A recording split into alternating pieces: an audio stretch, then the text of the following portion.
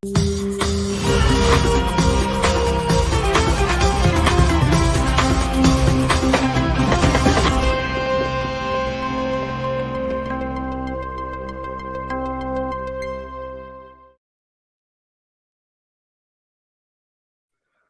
bem, pessoal. Quarta-feira, 25 de outubro, 7 horas da manhã, está começando o Desperta ICL em todas as redes sociais, em todas as plataformas e também estamos ao vivo na TVT, TV aberta São Paulo, Grande São Paulo, Rádio Brasil Atual, também São Paulo e Grande São Paulo e também na TV Quirimurê, na Bahia. Bom dia, tudo bem com vocês? Tudo certo? Deixa eu abrir o chat aqui, já que estamos fazendo este programa em modo remoto.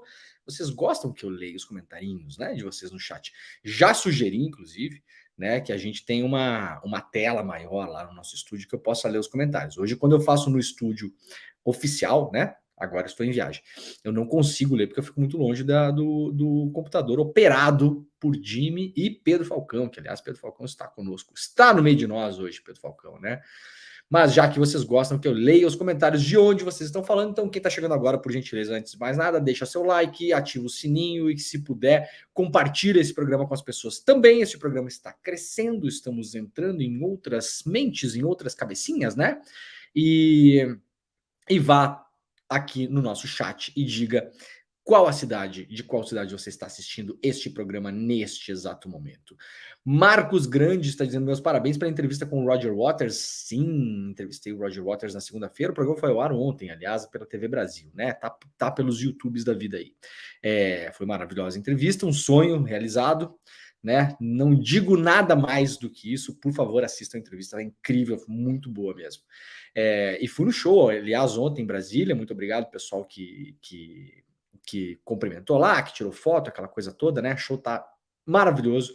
Eu já vi 4 shows do Roger Waters, então posso falar, tenho propriedade para falar sobre esse show, né? Eu vi o In The Flash, vi o The Wall, vi o Us and Them e vi esse This Is Not A Drill. São todos os shows do Roger Waters. Quem já foi em algum show dele sabe que os shows são diferentes, né? Não é um cara que simplesmente pega lá e fica fazendo turnê eterna e fazendo sempre a mesma coisa. Cada show tem um conceito, cada show é uma coisa completamente diferente da outra e tá realmente incrível. Começou, aliás, a turnê pela América Latina ontem, no Brasil, em Brasília. Terá mais datas no Brasil aí pela frente, né? Então, quem for no show, aproveite porque tá muito legal. Bom dia para o pessoal de Fortaleza, Uberlândia, Santa Maria, pessoal acompanhando o Desperta em Teresópolis, no Rio de Janeiro, Salvador da Bahia, Lajeado, Rio Grande do Sul, São Paulo, São Mateus do Sul, Paraná. Pô, São Mateus do Sul tá batendo ponto aqui, né? Será que é a mesma pessoa de ontem, Tatiane? Era você que estava aqui, Tatiane, ontem? Eu tenho uma boa memória. Ontem tinha uma pessoa de São Mateus do Sul aqui também. De onde mais? Américo de Campos, São Paulo. Eu adoro o nome de cidades que eu nunca ouvi falar. Piedade, Itapetininga também, Sobradinho, Juazeiro, na Bahia, Chapecó. Ó, tem gente que nos acompanha em Chapecó e que não quer o nosso mal. Isso é uma novidade, né? Ai, ai, ai. Não, mas tem muita gente. Eu brinco, mas às vezes a gente fala do sul do Brasil, né? Eu falo com propriedade, né? Mas não é tanto assim quanto vocês imaginam, não, tá? Tem cidades aí que vocês acham que é tudo bolsonarista, né? Não, né? Não. Muita gente estava só quieta por medo dos malucos, né? Tinha gente que estava só quieta porque estava com medo dos malucos. Agora que os malucos não estão mais com essa bola toda, as pessoas estão começando a se revelar, né? Bom dia, Canoas. Bom dia, Vitória. Rio de Janeiro, já falei. Joinville também, aqui, ó, Santa Catarina, viu? Paraíso, Paraná.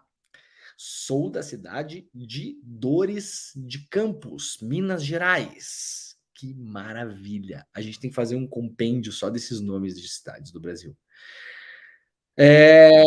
Recife, pessoal que está nos acompanhando também na Suíça. Aqui a Cláudia Oliveira. Cláudia já está almoçando neste momento, né, Cláudia? Brasília, Viamão, gente de Singapura também. Maurício Pinheiro está em Singapura. Muito bem, Maurício. E é isso, tá bom, gente? Obrigado, muito obrigado para todo mundo que está escrevendo por aqui. Bom dia da Bélgica, bom dia de São Leopoldo, Viena, na Áustria.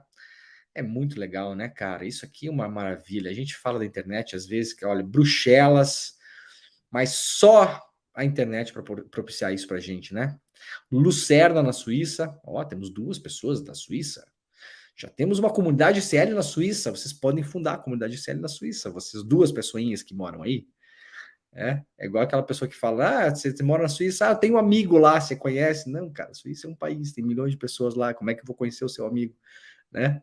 Às vezes eu encontro gringo em viagem e a pessoa fala, tem um amigo no Brasil, fulano, você conhece? Não, veja bem, tem 210 milhões de fulanos neste país, calma lá.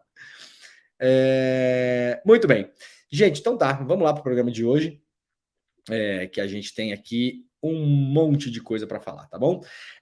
Vamos lá então para o site do ICL Notícias, para quem não acompanhou durante a semana. Na semana passada o ICL lançou um portal, então coloca nos seus favoritos aí, quem tem o hábito de acordar todas as manhãs, como esta produção deste programa todo aqui, né? E lê notícia, né? Você vai lá ler no UOL, lê no G1, abre a capa da Folha. O Estadão já não abre mais muito, porque já não tem mais muita coisa lá. Eu tô abrindo o Estadão todo dia por dever do ofício, mas tá difícil de pegar notícia lá, viu, Estadão? Vamos botar, vocês têm um monte de repórter bom aí, gente. O que tá acontecendo? Você abre a capa do Estadão essa hora da manhã, tem uma opinião de alguém na manchete. Eu lá quero saber a opinião de alguém, gente. Quero saber de notícia, matéria, reportagem. Tá difícil. E agora o ICL Notícias tem o seu próprio portal, iclnoticias.com.br, iclnoticias, tudo junto.com.br. Tá lá, coloca nos seus favoritos e adquire, né, o hábito de todos os dias, quando você for dar aquela passadela, aquela passadeta, né, pelos portais e pelos sites de notícias, você passa no ICL também. Uma coisa muito interessante de acompanhar no portal do ICL agora é o Diário de Guerra. Já falei sobre isso aqui na semana passada e na segunda-feira, que a Heloísa Vilela está fazendo na Cisjordânia. O ICL enviou, temos uma enviada especial, né, cobrindo o conflito. A Heloísa Vilela está lá e está, além de estar fazendo as participações que ela faz nos programas, né, do ICL, regulares, ela está fazendo também no site iclnoticias.com.br um diário de guerra. Vocês notarão, eu falei isso na segunda-feira, inclusive no programa, quem acompanhou viu, né? Essa segunda-feira que passou agora, 2 dias atrás, foi o primeiro dia desde os ataques do Hamas, né, e do sequestro de pessoas que o Hamas promoveu em território israelense, que a imprensa brasileira, no geral, tá? Com algumas exceções, mas no geral, não estava dando destaque para o conflito na sua primeira parte dos portais. Quando vocês entram no portal, vocês veem ali que tem uma parte grande em cima, que tem a manchete, uma foto, outras matérias do ladinho e tal. Aquilo ali, digamos, é o filé, né, do portal. A maioria, imensa maioria das pessoas, quando abre um portal, acaba clicando em alguma daquelas notícias que estão em destaque ali em cima, né? Na segunda-feira foi a primeira vez, primeiro dia, desde o começo dos conflitos, que o assunto Palestina não ocupou essa primeira parte dos portais e dos jornais do Brasil. Então, nós veremos a partir de agora, né? O ciclo dessa notícia, ele está se esvaindo, né? Claro que a imprensa vai continuar falando disso. Mas como eu falei ontem, a imprensa continua falando da guerra da Ucrânia, mas eu tenho certeza que você não lê mais sobre isso, né? Porque a nossa atenção funciona assim também. Não é um mecanismo só, não é somente um mecanismo arbitrário da imprensa. A imprensa ela vai medindo o interesse das pessoas também. Aí, claro, tem toda uma discussão entre o que é relevante e o que é importante, né? A imprensa não deveria se basear só nas coisas que são relevantes, ou seja, que causa relevo, né, que tem atenção do público, mas nas coisas que são importantes. Tudo bem, isso é uma outra discussão, mas vamos ao mundo, à vida como ela é. De fato, a vida é assim. Então, o interesse da audiência está caindo por esse assunto. Então, é normal, dentro deste grande esquema das coisas, que esse assunto desapareça. Então você pode acompanhar este assunto no ICL, porque a Heloísa Vilela está lá escrevendo um diário de guerra, tá? Então quem tá perdidão aí, quem tá perdidona por aí, não sabe mais onde acompanhar, ontem até um amigo perguntou onde é que eu posso acompanhar, iclnoticias.com.br, tá bom? Vamos lá então. Pesquisa IPESP aponta que o governo Lula é aprovado por 53% dos brasileiros. Foi divulgada nesta terça-feira, 24, a pesquisa IPESP-Febraban, que mostra a aprovação do governo do presidente Lula praticamente igual à de setembro, com uma leve oscilação para baixo dentro da margem de erro. O levantamento aponta que o trabalho de Lula é aprovado por 53% dos entrevistados. Esse é o segundo maior índice de satisfação desde o início da série histórica do levantamento. Em setembro, o governo do petista registrou 55% de aprovação. O índice de pessoas que desaprovam o governo cresceu 2 pontos, chegando a 40%. Segundo a pesquisa, 48% dos entrevistados avaliam que o Brasil está em uma situação melhor este ano do que em 2022, quando, então, sob a gestão do cara lá, né? Os que acham que o país está pior são 20%. 20% das pessoas acham que o Brasil hoje está pior do que no ano passado. 1 ponto acima do mês passado. E são 30% as pessoas que acham que a situação está igual, né? Está igual. Então, 48% acham que está melhor, 20% acham que está pior e 30% acham que está igual. Comparação entre o governo Lula e o governo do outro cidadão lá. Quando solicitadas a avaliar as expectativas econômicas pessoais, os pesquisados se mostraram confiantes. 70% das pessoas têm a esperança de que sua renda ou a da sua família vai melhorar até o final deste ano. Apenas 8% acham que vai haver piora na renda. Os que apostam que a situação permanecerá como está são 20%. A pesquisa foi realizada entre 12 e 16 de outubro, com 2 mil entrevistados. A margem de erro é 2,2 pontos percentuais. Muito bem. Gente, olha só, eu estava ontem procurando notícia para o programa e vocês lembram? A gente falou muito sobre isso aqui no programa. As mortes que a polícia promoveu no Guarujá. Vocês lembram disso? Isso aí foi no mês passado, se eu não me engano, né? Eu fiz programas em sequência em relação a isso. O ICL Notícias, primeira edição e segunda edição, falaram muito também sobre isso. Vamos lembrar o caso. Um PM da rota foi assassinado. Segundo a polícia, em uma troca de tiros com bandidos. Por que eu falo segundo a polícia? A gente vai ler essa notícia agora aqui. Eu bati muito em cima dessa tecla na época. Algumas pessoas me criticaram e tudo bem. Pode assistir o programa, pode criticar, pode falar mal, só não pode ser mal educado, né? Tem que ser fofo, tem que falar mal sendo fofo. Não, mas tudo bem, pode criticar. Muita gente, a maioria das pessoas, estava de acordo com o que eu falei, mas eu vi que algumas pessoas não estavam de acordo. Por quê? Porque falaram o seguinte: Demore, você sempre coloca a polícia como suspeita nesses casos. E é verdade. Isso é verdade. Isso não é uma crítica que me ofende. Muito antes, pelo contrário. Eu posso dizer que há muitos anos eu sou uma das pessoas no Brasil que coloca a polícia como suspeita em casos de operações. Por que eu faço isso? Porque a polícia no Brasil, via de regra, em casos de operações com um número de mortes elevado, mente. Tá bom? Isso não é a minha opinião. Isso é um fato.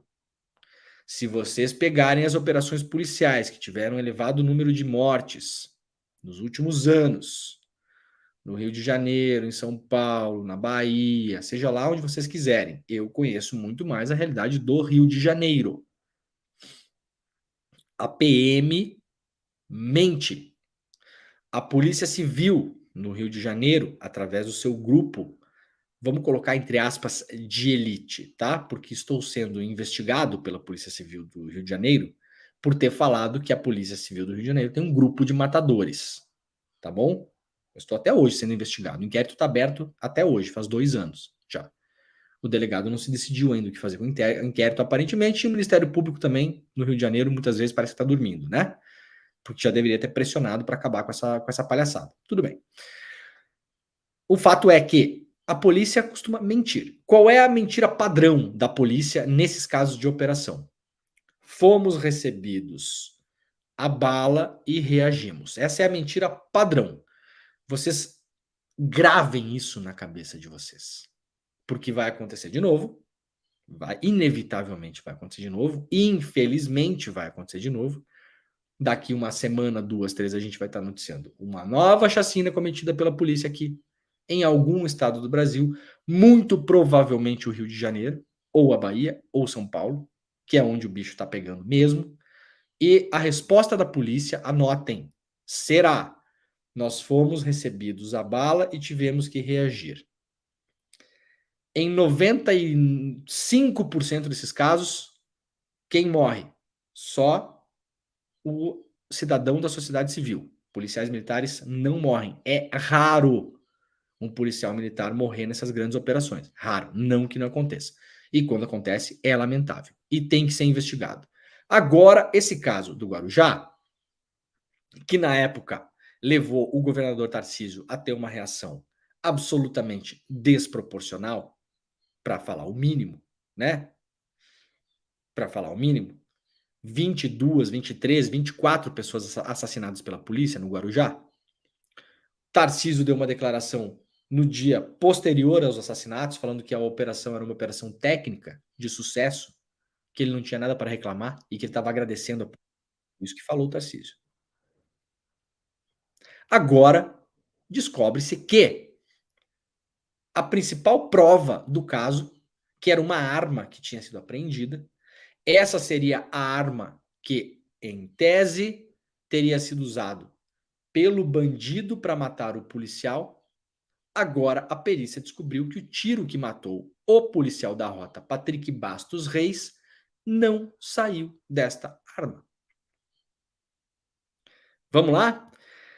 Delegado fala sobre morte de PM da rota após laudo apontar que disparo não partiu da arma apreendida. O delegado Antônio Sucupira, da delegacia do Guarujá, no litoral de São Paulo, explicou ao G1 nesta terça-feira, portanto, ontem, detalhes da investigação sobre a morte do PM da rota Patrick Bastos Reis, após a perícia apontar que a bala que atingiu o soldado não partiu da pistola apreendida. Pistola apreendida no mesmo dia, segundo a PM, esta pistola estava em um beco, uma coisa assim, né? Num negócio de esgoto, tal, não sei o quê. E aquela arma que apareceu seria a arma do crime. Tá bom? Agora, a conclusão da perícia. Não é. Então, abre-se uma possibilidade grande para tentar entender de onde saiu o tiro que matou o soldado. Se é que vocês me entendem. Porque pode ter saído de vários lugares. Entenderam? Segundo o delegado, apesar da Polícia Civil seguir em busca do armamento verdadeiro, o resultado não muda a conclusão do caso. A pistola semiautomática calibre 9mm foi encontrada após uma denúncia anônima à polícia. A arma foi localizada em um beco na cidade no dia 31 de julho e atribuída a Erickson da Vida Silva, também conhecido como Deivinho, preso suspeito de matar o PM.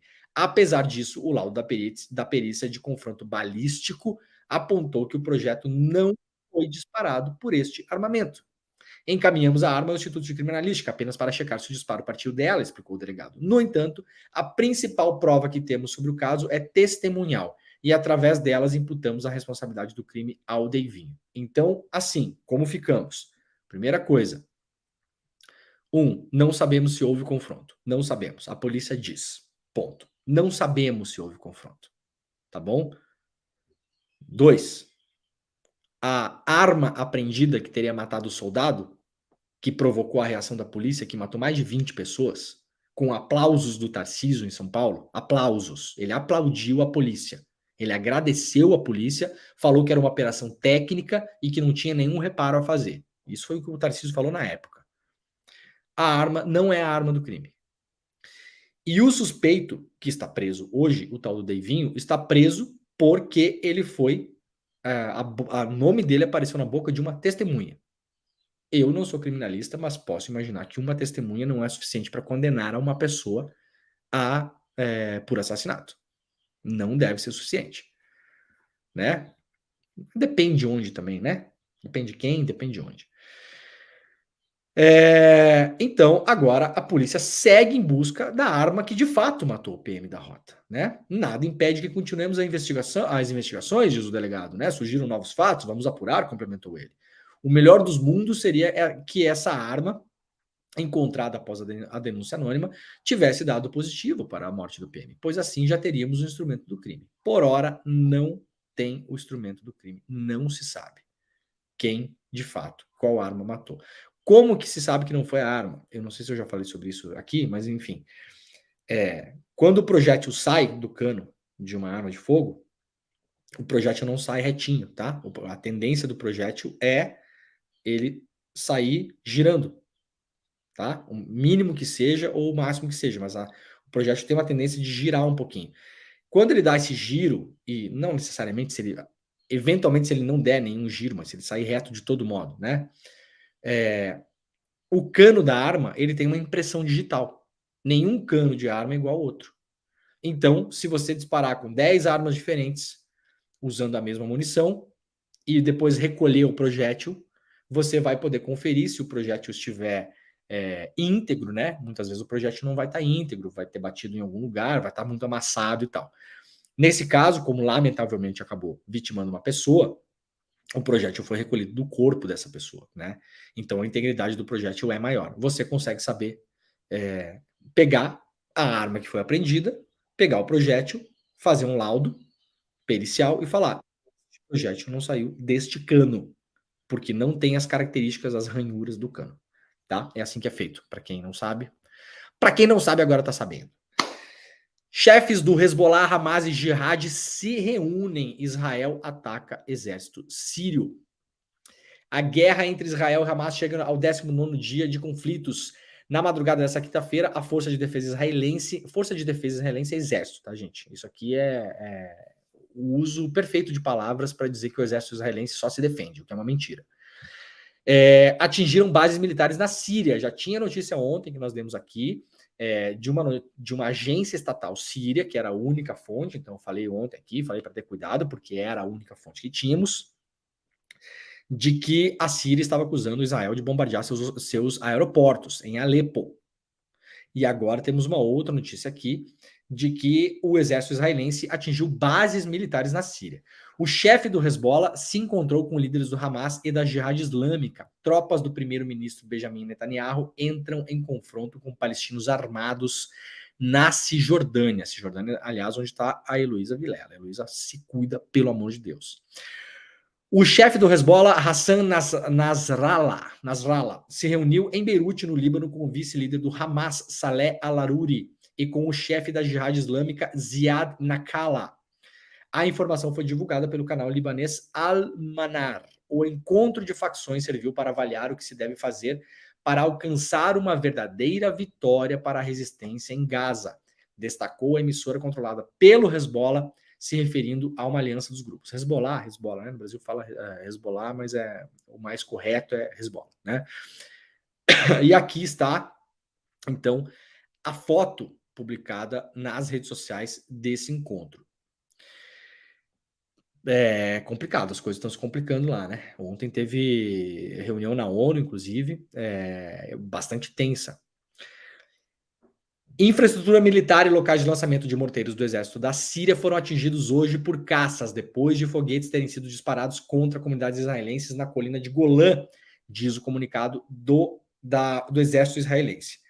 A ação, teria matado 8 soldados sírios e ferido 7, disse o canal de notícias Al Jazeera. As colinas de Golã é um território de disputa entre o Líbano, lá em cima, né? E o Israel, tá? Hoje ocupados por Israel, principalmente porque lá tem um recurso natural importante que é água, nas colinas de Golã. Olha só, ontem aqui no Twitter, o perfil oficial da Agência para Refugiados da ONU, isso aqui é perfil oficial, tá? Tem que repetir 20 vezes, porque nesse conflito a primeira coisa que as pessoas fazem é tentar descredibilizar as fontes, né? Eu vou falar aqui que é a ONU e muita gente vai falar, grande coisa, a ONU globalista, não sei o quê. Então tá, então problema seu, tá bom? Mas é a ONU, tá bom? A ONU falou ontem, no seu perfil oficial do Twitter, que se não conseguirem fazer com que entre em Gaza urgentemente combustível, a Agência para os Refugiados vai ser forçada a parar as suas operações em Gaza na noite de hoje. Hoje. Tá bom? Porque não está entrando combustível em Gaza, né? Quais são as operações da Agência para Refugiados lá? Uma série de operações, inclusive hospitalares, né? Atuando com emergência. Numa zona de guerra, está lá atuando com emergência.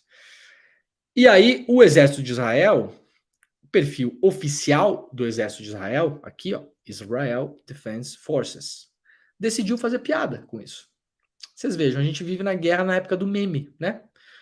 Um exército, um perfil oficial do exército, vai lá e tira uma onda com o negócio. A ONU fala, estamos aqui, vamos ficar sem gasolina. O exército de Israel vai lá, pega uma foto do Google Maps, isso aqui é um print do Google Maps, não é de satélite de Israel não, tá? Porque teve pessoas que foram lá checar, eu fui checar no Google Maps também. Se você for no Google Maps e pegar as como é que fala? Geolocalização, é exatamente essa mesma imagem, tá bom?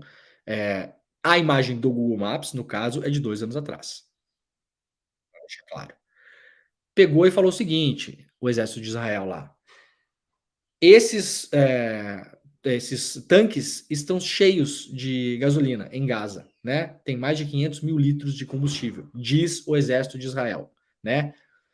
Perguntem para o Hamas se eles podem emprestar um pouco para vocês, se eles podem dar um pouco para vocês. Isso aqui é o perfil oficial do exército respondendo à ONU, tá bom, gente? No limite disso aqui tá certo ou tá errado, ou tem combustível ali, ou não tem, ou tinha, ou não tem mais. O exército de um país soberano está falando para a ONU, dando essa resposta para a ONU. Assim, o mundo bolsonarizou, né? Legal, né? Deu uma bolsonarizada legal no mundo. Né? É impressionante. Claro que não é a influência do Bolsonaro, o Bolsonaro é um sintoma disso, né? Aí quando eu falo que tem gente que diz que lutou contra o Bolsonaro, eu acho bonitinho isso, né? Eu lutei contra o Bolsonaro. Tá cheio de gente enchendo a boca para falar isso hoje, né? Que hoje tá fácil, né? Bolsonaro perdeu a eleição, tá aí, né? Tá na porta da cadeia já, tá mole falar que lutou contra o Bolsonaro hoje, né? Tá moleza. E aí gente que fala que lutou contra o Bolsonaro apoiando o Netanyahu. Eu acho fofo isso. A pessoa não entendeu nada, né? Ou entendeu tudo também, não sabemos, né? Não há lógica em você dizer que lutou contra o Bolsonaro e estar confiando em informações do exército de Israel sob o comando de Netanyahu. Não há lógica nenhuma, tá bom? Então você tem que estudar um pouquinho mais. E se a pessoa já é estudada, aí o problema é outro. Não é não? Vamos lá para o DCM. Na contramão de esforços de paz, Estados Unidos dizem que não é hora de cessar fogo em Gaza. O porta-voz da Segurança Nacional da Casa Branca, John Kirby, afirmou nesta terça-feira que não é o momento de se falar em cessar fogo na região de Gaza, porque Israel ainda tem, aspas do porta-voz americano, um trabalho a fazer em relação às lideranças do Hamas e que no fim das hostilidades beneficiaria apenas o grupo palestino. Um parênteses aqui importante. Anteontem, o governo israelense divulgou que matou 7 ou 8 líderes do Hamas. Já morreram 5 mil pessoas em Gaza. Tá? De novo, quem diz que lutou contra o fascismo no Brasil, quem diz que lutou contra o Bolsonaro, quem eventualmente tem algum coração de entender que quando há operações de polícia no Brasil, em comunidades pobres, os caras vão lá e matam 10, 20, 30 pessoas, muitos inocentes, crianças inclusive, mas volta com um traficante morto, 2, 3, volta com 2, 3 fuzis apreendidos. A lógica é a mesma. Então, se você fala que isso é errado no Brasil, e é errado, porque é errado, mas você apoia um governo que está matando 5 mil pessoas para apresentar um troféu de 7 ou 8 supostos líderes do Hamas mortos, você faça a sua conta, né, de quantos por cento é essa taxa de sucesso do governo de Israel. Esse é o índice de maldade dessa guerra. A Casa Branca, claro, vai na contramão do esforço de diversos países e organizações humanitárias que pedem um cessar-fogo para que a ajuda humanitária chegue à região do conflito.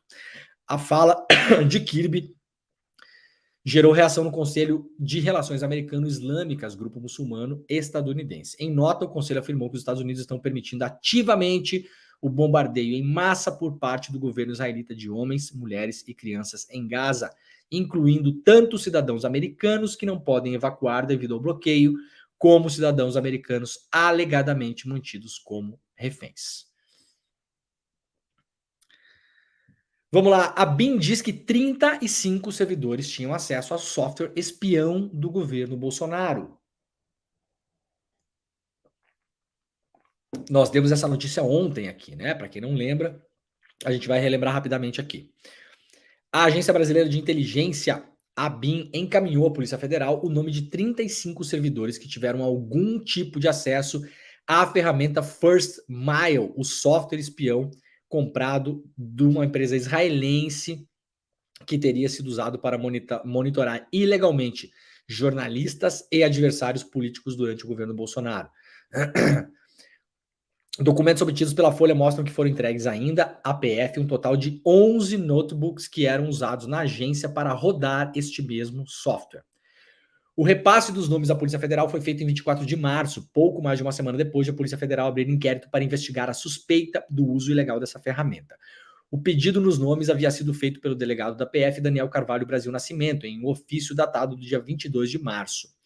Na resposta, assinada pelo número 2 da ABIN, Alessandro Moretti, a agência fez uma série de observações no sentido de preservar o sigilo dos dados. Apesar de a ferramenta ter tido seu uso descontinuado, disse a ABIN, casos e operações nos quais ela foi utilizada continuam em andamento e os já encerrados permanecem sob sigilo, seja por disposição legal, seja pela necessidade de manutenção da segurança dos servidores desta agência, disse a ABIN para a Polícia Federal. O texto sugere à PF que a relação de nomes e eventuais depoimentos fossem incluídos em autos apartados.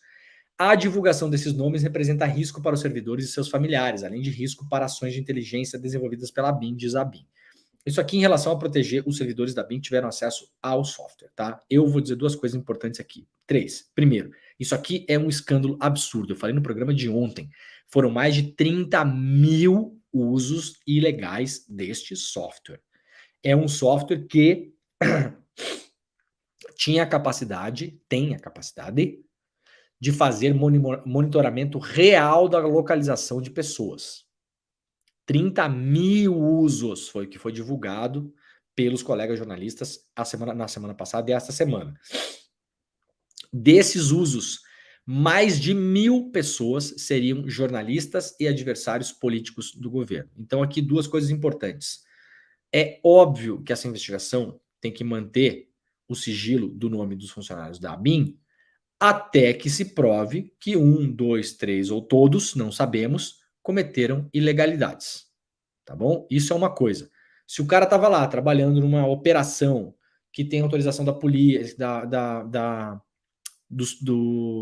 da justiça, isso é uma coisa, né? Agora, se a ABIN montou, de fato, um esquema de espionagem ilegal dentro da ABIN, usando este software dessa empresa israelense e outros, isso precisa ser investigado e o nome dessas pessoas precisa, claro, vir a público, né? Não é hora de corporativismo aí, meus caros pessoinhas que trabalham na ABIN. Terceira coisa importante, a lista de nomes das pessoas que foram monitoradas de modo ilegal precisa urgentemente ser publicada. Precisa. Se foi feito um monitoramento ilegal de jornalistas, essa lista precisa ser publicada. Já sabemos ao menos 2 nomes, o Glenn Greenwald e o David Miranda foram monitorados, isso é uma notícia que saiu ontem, inclusive, mas isso é um vazamento seletivo, né? Foi lá e vazou o nome de 2 pessoas. Eu quero saber onde está a lista dos mais de 1.000 nomes que foram monitorados de modo ilegal pelo governo Bolsonaro. Por que eu quero saber isso? Primeiro, porque as pessoas têm direito de saber. Se alguém espionou você, você tem direito de saber. Ainda mais se for de modo ilegal, lógico, né? Aliás, espionagem legal é uma coisa bastante curiosa, né? Segunda coisa, você tem o direito de saber tecnicamente como você foi monitorado, para eventualmente se proteger. Precisa mudar o seu celular? Não precisa. Precisa fazer alguma coisa? Precisa acionar alguém? Precisa desativar alguma coisa? Né? Terceira coisa, para as pessoas, as que desejarem, processarem o Estado. Porque se o Estado investigou, monitorou ilegalmente cidadãos brasileiros em território brasileiro ou estrangeiro, sabe-se lá o que essa gente fez, as pessoas têm o direito de, se quiserem, processarem o Estado brasileiro. Então essa lista tem que ser pública. Não há motivos para esconder essa lista. Não foram as pessoas que foram investigadas ilegalmente, monitoradas ilegalmente? Qual o problema de divulgar essa lista? Isso não tem absolutamente nada a ver com operações em andamento, com investigações em andamento. Isso é papo para boi dormir. Tá bom, pessoal da BIM? Beleza? Então vamos lá. Tá todo mundo querendo ver essa lista, inclusive, né? Vamos lá para Juliana Dalpiva, lá no UOL. Ramagem barrou demissão de servidores da BIM investigados por espionagem. Juliana Dalpiva e Eduardo Militão, grande Eduardo, excelente repórter.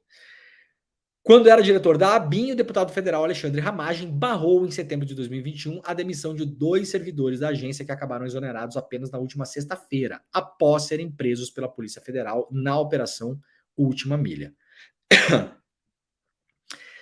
A PF investiga o uso indevido por parte dos servidores da BIM de um sistema de geolocalização de dispositivos móveis para, sem autorização judicial, espionar integrantes do judiciário entre 2019 e 2021. A apuração que culminou na demissão de Rodrigo Colli e Eduardo Arthur Isic na última sexta-feira teve início no primeiro ano do governo do Jair Bolsonaro. Após a interferência de Ramagem precisa ser investigado nessa história toda, né, delegado, deputado Ramagem, né? Após a interferência de Ramagem em 2021, o processo levou mais de 2 anos para ser concluído. Ramagem chefiou a ABIN de 2019 até março do ano passado, quando deixou o cargo para disputar a eleição para deputado federal. Em maio de 2019, a ABIN abriu uma sindicância para apurar a participação de Colli e Isic na condição de sócios em uma empresa de um pregão do Exército, prática vetada a servidores da agência.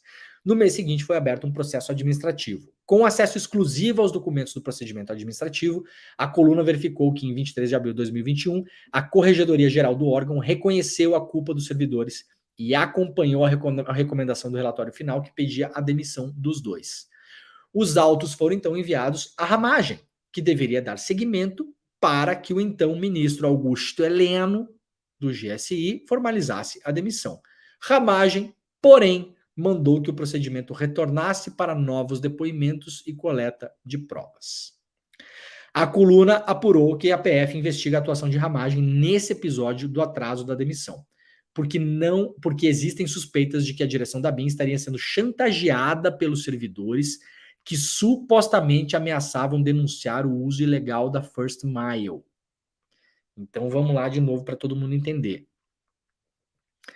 2 servidores da BIM eram sócios de uma empresa privada e essa empresa privada participou de um pregão para vender serviços para o Exército. Tá bom? Descobriu-se isso. A Corregedoria Interna da BIM investigou, descobriu, fez um relatório e encaminhou para o diretor da BIM, que se chamava Alexandre Ramagem, atualmente deputado federal.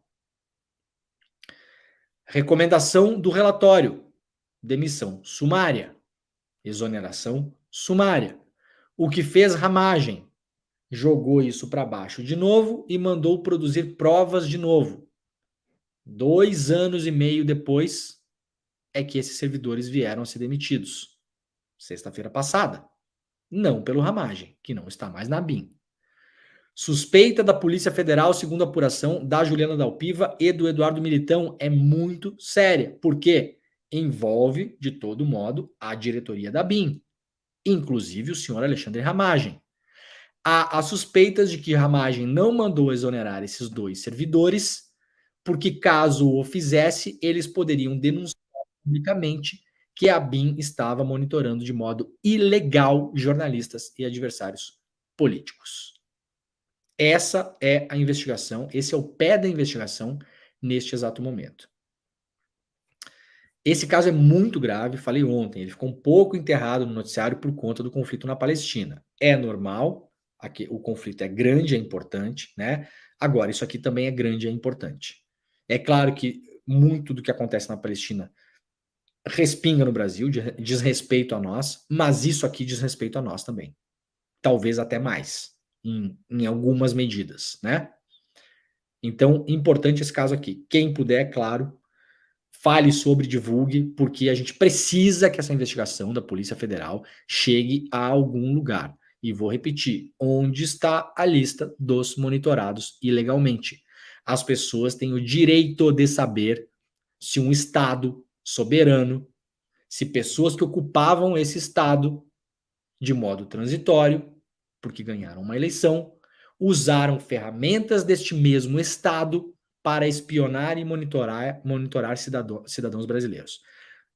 É urgente que essa lista apareça, até para parar com especulações. Quem foi, quem não foi, etc e tal, né?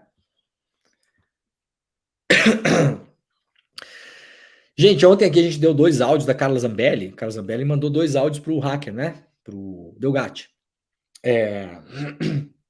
Nesses áudios, ela estava negociando ali com o Delgatti, porque ela queria saber o endereço do Alexandre de Moraes, né? Os áudios são uma resposta ao endereço, o Delgatti manda para ela o endereço. É isso que dá para entender lá na conversa, né? E aí a Carla Zambelli responde: não, Walter, não deve ser esse endereço aí não, porque você me mandou um negócio que é uma quadra em Brasília, os ministros, ele deve morar numa casa no Lago Sul, e lá o endereço não é quadra, é outra coisa, um áudio da Zambelli. O advogado dela publicou uma nota ontem, uma nota, para além de tudo, uma nota de 3 frases, cujo teor em 2 não dá quase para entender o que está escrito, né, doutor? Foi difícil ontem. Mas basicamente falando que a Zambelli não sabe de nada, não lembra de nada, não é com ela, não sei, não vi, nunca vi, né? Tem um áudio dela falando com o Walter, mas não sabe o contexto, não sabe para quem mandou. Agora a Carla Zambelli diz ter pedido o endereço de Moraes, então agora ela confirma que pediu, né? Confirmou. A história ontem era uma, agora é outra. Pediu o endereço do Alexandre de Moraes para o Walter Delgatti para que a mãe dela, Carla Zambelli, pudesse enviar uma cartinha para o Alexandre de Moraes. Eu amei a foto que a Andréa, é da Andréa Sadi isso aqui, gente? Não. Não, é do blog da Andréa Sadi, mas a apuração do Reinaldo Turolo Júnior da Globo News. Eu adorei a foto que foi escolhida aqui, para quem está vendo o programa, isso aqui é a foto da Carla Zambelli, isso aqui é a foto da genial, espetacular, jornalista Gabriela Biló, que fez várias fotos incríveis aí nos últimos anos, né? Essa aqui é mais uma delas.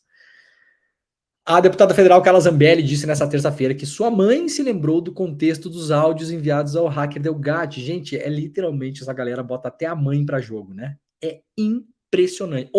Ontem, não lembro, né? Eu até fiz um exercício ontem para a galera falar no chat, né? Você por acaso esqueceria se um dia você pediu para alguém conseguir o endereço do ministro do Supremo? Você esquecer disso? Não, né? Não ia. Tá bom, Carminha? Mas tudo bem, né? Aí ontem, não lembro, não sei com quem que eu tava falando, né? Não sei qual o contexto, né? Não fui eu. Aí saiu o áudio. Aí ficou ruim, porque assim, no áudio ela fala Walter. Não é que tá mandando um áudio para uma pessoa que pode dizer, não, mas não era para ele. Não, ela fala Walter. É que assim, Walter, né? Esse endereço tá errado. Aí agora, botou a mãe no meio, literalmente. A mãe dela lembrou o contexto, segundo a Carla Zambelli, né? Minha filha, eu lembrei. Por que que você pediu o endereço do Alexandre de Moraes pro hacker? Por quê? Porque a mãe dela queria mandar uma cartinha para o ministro. Zambelli afirmou que precisava do endereço funcional de Alexandre de Moraes para que sua mãe enviasse uma carta ao ministro, que é o relator das investigações que envolvem Zambelli. A ideia, ainda segundo a deputada, era sensibilizar Moraes a respeito de medidas determinadas por ele, como o bloqueio das redes sociais da Carla Zambelli. Diz aqui a Zambelli: minha mãe tinha escrito uma carta para o Alexandre de Moraes e queria entregar essa carta. Eu disse para não mandarmos para o STF para evitar pegar mal. E ela disse que o certo era enviar para casa dele, né? Não entendi a lógica. Essa gente são pessoas complicadas, né? Qual a lógica de pegar mal, por quê? Mandar no STF? Você não vai mandar uma carta em relação a um processo que o ministro tá tocando? Então é onde ele trabalha, STF, né? O lugar do trabalho. Vai mandar para casa dele é carta pessoal, né? Cartinha de amigo, né? Uma cartinha de amor, uma coisa assim, né? O Zambetá. É brabo, né, gente? Então tá aqui, admitiu, né, a Zambelli, né? Vamos lá, Senado aprova lei de cotas em universidades até 2033 e inclui quilombolas.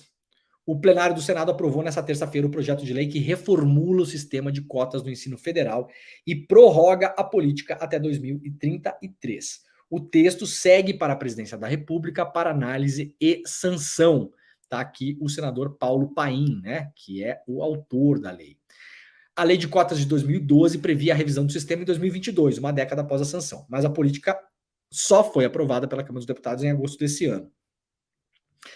Além da avaliação daqui a 10 anos, o texto aprovado nessa terça-feira estabelece o acompanhamento anual da política pública, o que, na visão do relator, o senador Paulo Paim, né? Paulo Pimenta é o ministro. Paulo Paim abre margem para o fim do sistema antes de 2033.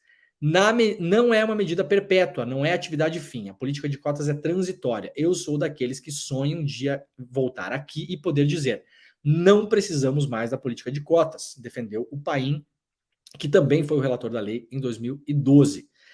Senadores da oposição, claro, se manifestaram contra a política de cotas. Eu pergunto aqui, disse o Flávio Bolsonaro. Não vou ler, Flávio. Não interessa o que falou o Flávio Bolsonaro. Vamos embora, tá bom? Tá renovado, vamos lá, até 2033. Parabéns pro Paim aí, que tá nessa luta aí há muito tempo. Aliás, um dos poucos senadores negros que a gente tem, né? Um dos poucos. Vamos lá rapidamente para notícias do Rio de Janeiro em relação aos ataques que aconteceram na segunda-feira. Homem apontado como operador financeiro da milícia é preso no Rio de Janeiro. A Polícia Civil do Rio de Janeiro prendeu no final da tarde dessa terça-feira, em Ramos, na zona norte da cidade, um homem suspeito de ser operador financeiro de uma milícia chefiada por Danilo Dias Lima, conhecido como Tandera, uma das 3 principais lideranças criminosas procuradas no estado. Isso aqui é uma falácia do Cláudio Castro. Eu já falei sobre isso ontem. Quem quiser entender por que os nomes que o Cláudio Castro colocou na mídia como os principais inimigos públicos do Rio de Janeiro, apenas um deles é ligado à milícia que promoveu os ataques na segunda, esse Tandera não é, e o outro cara do tráfico do Comando Vermelho, o Abelha, também não é. Então eu não sei o que o Cláudio Castro quer, se ele é um desinformado, se ele é um irresponsável, né? Eu não sei o que ele é, se ele é um maluco, mas eu não sei por que é que ele está chamando para uma guerra, que é isso que está sendo feito aqui, com o Comando Vermelho e outras milícias que não são as milícias que participaram que fizeram os atentados e botaram fogo em ônibus na segunda-feira no Rio de Janeiro. E você está dizendo que não tem que combater a milícia. Não estou dizendo. Se você entendeu isso, me perdoa, tá bom? Mas, obviamente, não é isso que eu estou dizendo. E não se combate milícia com polícia na rua desse jeito. Tá bom? Também não funciona. Falei sobre isso ontem. Guerra de máfia na Itália, 2.000 mortos. Resolveu alguma coisa? Absolutamente nada. Cosa Nostra continua operando inclusive até hoje. A máfia existe inclusive até hoje, 40 anos depois. 2.000 pessoas mortas. 2.000 pessoas mortas em uma guerra de máfia. Na época, os jornais italianos comparavam Palermo, a capital da Sicília, com Beirute no meio da guerra. Porque era aquilo mesmo. Todos os dias havia vários assassinatos na cidade. Carro-bomba explodindo, bomba em igreja, assassinatos no meio da rua. Resolveu absolutamente nada. E agora o Cláudio Castro resolveu também que ele vai botar um monte de nome aí na roda, né? Para ver se essas pessoas também ficam um pouco mais bravas e resolvem tocar o terror de uma vez. Que eu acho que é isso que o Cláudio Castro está querendo, né? Acabamos de dar mais um duro golpe na milícia, disse Castro. De novo, essa milícia do Tandera é uma milícia, claro, mas é uma milícia perdedora dessa remontada das milícias aí no Rio de Janeiro. Não é a grande milícia do Rio hoje, não é essa. Vamos lá. Derretimento do gelo na Antártida Ocidental é inevitável, diz estudo, mesmo que o aquecimento global seja limitado a 1,5%, né, graus, perdão. Essa perda não poderá ser contida. Isso aqui, uma matéria super importante publicada pelo New York Times, está traduzida lá na Folha. Então, quem tiver curiosidade sobre o assunto, todos devemos ter, aliás, leiam, tá? E aqui publicado pela Folha também, pela Folha de São Paulo hoje, também está lá no portal UOL para quem quiser ler. O FBI recebeu aval e agora colabora com investigações da PF sobre as joias recebidas pelo Bolsonaro. O FBI e a Polícia Federal dos Estados Unidos começou a colaborar com as investigações das autoridades brasileiras sobre o esquema de venda de joias e outros artigos de luxo recebidos como presente pelo ex-presidente Bolsonaro. Eu diria pela família Bolsonaro, né? Não é só ele, mas a primeira-dama recebeu também. A PF havia feito um pedido de cooperação internacional para as autoridades americanas, que foi aceito pelo governo dos Estados Unidos. Com essa cooperação do FBI, a Polícia Federal que investiga o caso pretende amealhar mais detalhes sobre as negociações das joias feitas nos Estados Unidos por Bolsonaro e seus aliados, como o ex-ajudante de ordens Mauro Cid e seu pai, o general Mauro Lourena Cid. Segundo a Folha apurou, o FBI já está cooperando com as apurações. Os investigadores pretendem, entre outros pontos, refazer todo o caminho do dinheiro proveniente das negociações para saber quem se beneficiou da venda ilegal de joias. Tanto a família Cid como a família Bolsonaro mantêm contas em bancos nos Estados Unidos que podem ter sido utilizadas nas transações, segundo pessoas que acompanham as apurações ouvidas pela Folha. Aliás, a conta do Bolsonaro no Banco do Brasil Américas, em Miami, foi aberta pelo Mauro Cid. Quem mandou a documentação para o banco foi o Mauro Cid. Como nós sabemos disso? Sabemos porque tivemos acesso aos e-mails do Mauro Cid, que foram obtidos pela CPI dos atos antidemocráticos, né? E nesses e-mails não havia só troca de e-mails. O que é que o Mauro Cid fazia? Ele usava a rede do Planalto, do Palácio do Planalto, para escanear documentos. Então o Mauro Cid ia lá, escaneava um documento num scanner do Palácio e aquele aparelho, né, aquela impressora, mandava os documentos para o e-mail do Mauro Cid. Então, por que é que nós temos tantos documentos públicos já hoje, né? Muita gente já viu esses documentos, esses e-mails, com, por exemplo, os documentos que o Mauro Cid enviou, assinados pelo Bolsonaro, né? Aliás, esse documento a gente publicou em primeira mão no site Cafezinho, já lá junto com o site do Cafezinho, né? Eu fiz parceria com o site do Cafezinho e demos aqui no ICL em primeira mão essa informação. Mostramos o documento, inclusive. Um documento do Banco do Brasil pedindo abertura de conta, assinado pelo Bolsonaro, e um outro documento ainda que era um pedido de câmbio, transferência de real para conversão em dólar nos Estados Unidos. Então agora a investigação aumenta com a entrada do FBI. Claro, eles investigarão nos Estados Unidos as contas bancárias do Bolsonaro, do pai do Cid e eventualmente de outras pessoas que estejam envolvidas nessa história toda, né? Pode ter o Vacef, sei lá, quem mais está nesse negócio. Então, serão investigados também a loja e a leiloeira onde as joias foram negociadas nos Estados Unidos. Neste caso, o objetivo é mapear quem procurou essas lojas e para quem elas repassaram os valores provenientes da venda das joias. Como mostrou a Folha, uma caixa de joias dada a Bolsonaro pela Arábia Saudita foi colocada à venda por uma loja de artigos de luxo em Nova York no começo deste ano. Investigação da Polícia Federal indica que Mauro Cid participou da tentativa da venda do conjunto com joias e relógios da grife Chopard. Muito bem, essa história já todos conhecemos, né? Agora temos a entrada do FBI nesse caso. E assim que investigar, obviamente vai compartilhar informações, espero que assim seja, com a Polícia Federal e teremos mais clareza sobre tudo o que aconteceu. De todo modo, claro que é sempre bom, né? Investigar mais. Até para os próprios acusados, né? Quanto mais se investiga, mais você chega próximo da verdade. Agora, gente, todo mundo já viu os e-mails do Mauro Cid, todo mundo sabe o que aconteceu ali. As joias foram surrupiadas, elas foram levadas para os Estados Unidos. Eu mostrei um vídeo no programa aqui no mês passado, uma entrevista do Bolsonaro dada à CNN, né? Aquele repórter amigo lá do Bolsonaro na CNN. Ninguém lembrava dessa entrevista.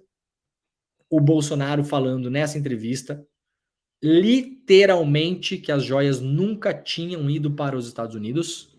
Não há margem para interpretação. O Bolsonaro fala isso.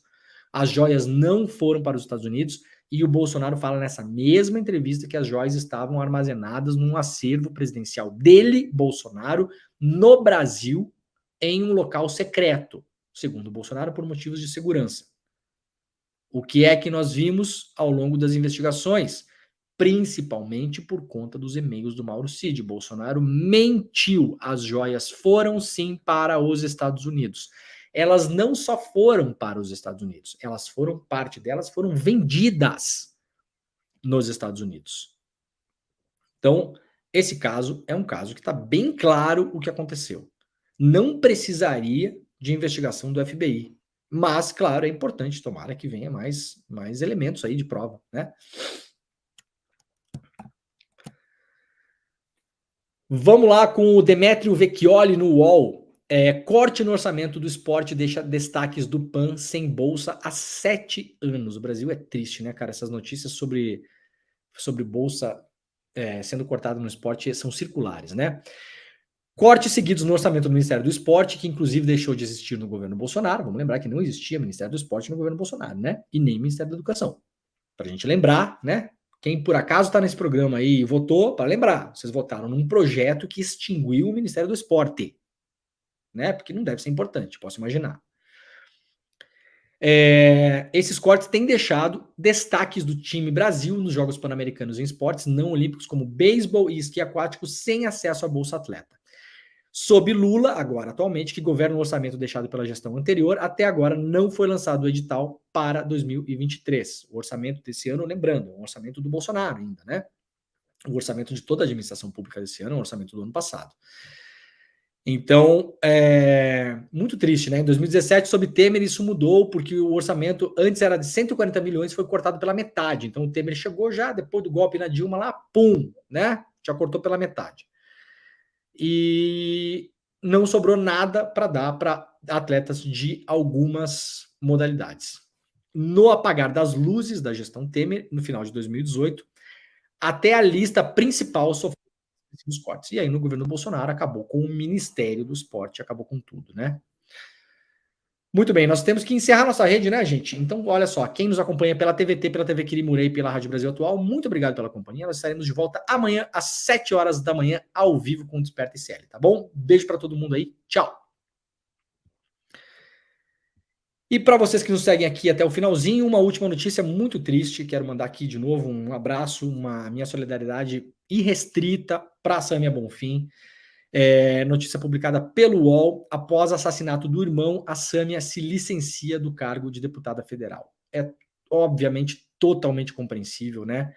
Um momento muito duro para a Sâmia, uma pena por um lado, porque o Brasil perde temporariamente uma das mais brilhantes deputadas que a gente tem, mais combativas, mais inteligentes, né? A Sâmia é realmente hoje uma potência na Câmara dos Deputados, vai fazer muita falta, mas claro, vai se afastar por um motivo óbvio, né? E tem que se cuidar e tem que cuidar dos seus nesse momento. Não deve estar sendo fácil, né, gente?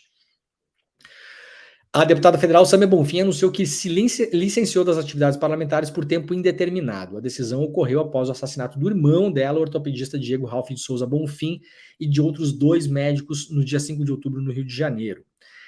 Em um comunicado divulgado no Twitter, Sâmia agradeceu a solidariedade com ela e seus familiares após o assassinato bárbaro do seu irmão. Os médicos e amigos de Diego, Marco de Andrade e Perseu também foram mortos nessa ação criminosa, né? Que foi um assassinato por engano, né? Acabaram sendo confundidos com outros criminosos. A nota assinada pela equipe da deputada aponta que a licença das atividades parlamentares será por tempo indeterminado e acontece, claro, em decorrência dessa situação. A equipe de Sâmia apontou que gradualmente as atividades nas redes sociais será retomada para apoiar e dar visibilidade às lutas e demandas sociais com as quais o mandato é comprometido. A equipe também esclareceu que o mandato em Brasília e São Paulo continuará trabalhando e construindo as lutas por justiça social e em defesa dos direitos do povo. Então é isso, né? Mandar aqui um abraço, tá aqui a nota oficial, né? Publicada lá no Twitter. Um abraço para a Sâmia, toda a nossa solidariedade. E vamos fazer o seguinte, para acabar o programa de hoje, está começando o ICL Notícias primeira edição. Vocês fiquem por aí nesse mesmo link para acabar o programa de hoje. Quem estiver na frente do computador ou do celular, por gentileza, pode mandar coraçõezinhos aí no nosso chat, que aí a gente pega toda essa energia positiva, né, dessa quarta-feira de manhã, e manda para a Sâmia, né? Então mandem aí o seu abraço, o seu beijo, a sua solidariedade para a Sâmia, para a família. Mandem os nossos coraçõezinhos no nosso chat para a gente fazer bombar o chat aqui também e para que a Sâmia possa receber essa nossa energia nessa manhã aqui. Tá bom, gente? É isso.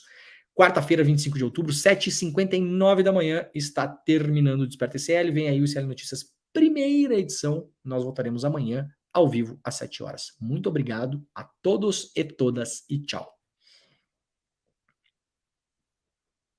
Olá, sou Caio Galvão, escritor, palestrante e mentor financeiro especialista em ajudar as pessoas a saírem das dívidas. E eu preparei um treinamento chamado 8 chaves para libertar você de uma vez das dívidas. E dentro desse 8 chaves, a gente tem um módulo secreto especial para a galera que tem aí o famoso consignado. E isso está 100% disponível e 100% online. Aqui no Instituto Conhecimento Liberta, com mais de 200 treinamentos disponíveis para você. É só você se inscrever e eu vejo você lá. Olá, eu sou André Campedelli, professor do curso de Economia Básica do ICL. Estou aqui para te convidar para fazer esse curso que vai te ensinar os princípios básicos da economia. Tudo o que você precisa saber sobre macroeconomia, sobre microeconomia e os principais conceitos econômicos. Então venho aqui te convidar para você não ficar mais fora desse assunto tão importante para entendermos a realidade e a política brasileira. Então, eu te espero lá no curso. Vamos fazer juntos. Um abraço e até a próxima. Hallo zusammen, meu nome é Júlia Barreiro, eu sou professora de idiomas aqui do CL, sou formada em letras pela USP e tenho mais de 20 anos de experiência dando aula de inglês, alemão e também de português para estrangeiros. Nesse curso de A2 vocês vão avançar no ensino de alemão de vocês, aprender outras estruturas gramaticais, evoluir muito em termos de vocabulário e habilidade de leitura, de escrita e habilidade oral também. O curso de alemão aqui do CL está dentro do pilar profissional. Aqui a gente oferece cursos no pilar espiritual, onde vocês podem fazer, por exemplo, aulas de meditação, de yoga. No pilar cultural, onde vocês podem aprender sobre história, música, cultura. E o pilar profissional, onde vocês podem, entre outras coisas, aprender alemão ou outras muitas línguas que a gente oferece aqui. Então se junte a nós nessa comunidade que só está crescendo.